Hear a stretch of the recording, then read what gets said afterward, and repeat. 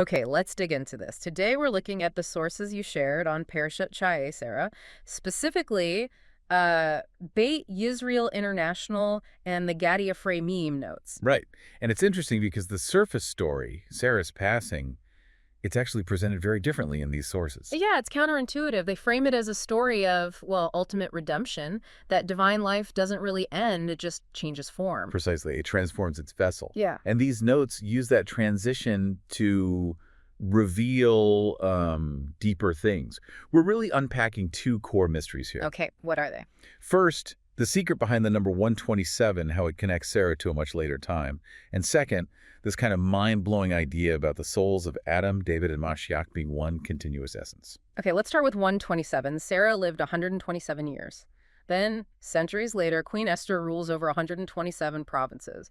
And Beit Yisrael International says, hold on, that's not random. They see it as actual divine prophecy. Exactly, not a fluke. For them, 127 is the number symbolizing divine continuity. It's like a spiritual bridge. A bridge between what and what? Between Sarah's holy work, her sort of spiritual reign of purity inside the tent, and Esther's reign, which is much more material in the palaces of Shushan. In exile, Ah, okay. So the light moves from the inner holy space to the outer, more concealed world. That's the idea. And the Gadi Ephraim notes give us the, let's call it cosmic math behind 127. How do they break it down? They see it as unifying everything. The 70 dimensions representing the nations plus the 50 gates of understanding. So Sarah, through her life, she sanctified time. Right. And Esther then uses that established holiness, that sanctified time, to sanctify physical space, the kingdom. That's fascinating. Is there a Kabbalistic angle on the number itself? Oh, absolutely. 127 maps perfectly onto the Sephiro, the divine emanations. The 1 is Keter, divine will, the very top. Okay. The 20 represents Chokmah and Bina, together wisdom and understanding. And the 7 is Zir Anpin, the 6 emotional attributes plus Melchut. Wait, Zir Anpin is usually the 6th, right? Where does the 7th come from?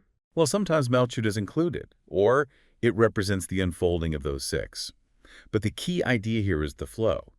Sarah, who's strongly associated with Bina, understanding, she spiritually gives birth to Esther, who embodies Melchut. Melchut being kingship, earthly manifestation. Yes, kingship, the vessel for divine action in the world, the final expression.